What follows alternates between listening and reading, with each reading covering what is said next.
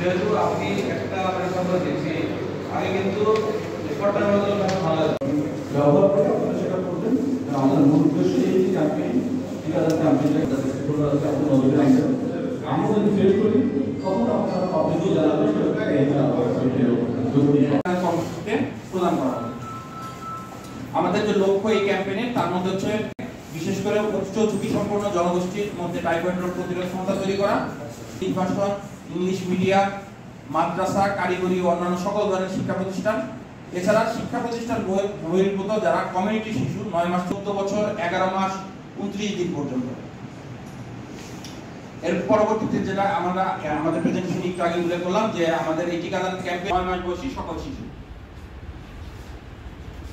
টিকাদান আমাদের টাইফয়েড ক্যাম্পেইনের যে টিকা প্রদানের কার্যক্রম কেন্দ্রে ক্যাম্পেইনটি চলবে, অর্থাৎ যে কোনো 10 কর্মদিবস এই 2 সপ্তাহের ভিতরে 12 অক্টোবর 2025 থেকে 30 অক্টোবর 2025 পর্যন্ত সরকারি ছুটির দিন ব্যাপী এবং পরবর্তী 2 সপ্তাহ চলবে আমাদের কমিউনিটিতে গ্রামাঞ্চল এবং নগরাঞ্চলে নিয়মিত ও স্থায়ী টিকাদান কেন্দ্রে এই ক্যাম্পেইনটি চলবে। সেটি হচ্ছে যে কোনো 8 কর্মদিবস চলবে 1 নভেম্বর।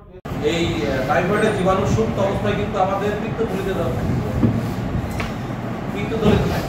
কিছু কিছু মানুষের দেখবেন যে টাইফয়েড 6 মাস পরে হয়েছে, আবার 6 মাস পর টেস্ট করে ফুল কোর্স কমপ্লিট করার পরে দেখা যাচ্ছে 6 মাস পরে তার আবার টাইফয়েড। এই জীবাণুটা কিন্তু যখন ব্লাডে আমরা ওষুধ দিই, ওষুধটা কোথায় যায়? ব্লাডে যায়।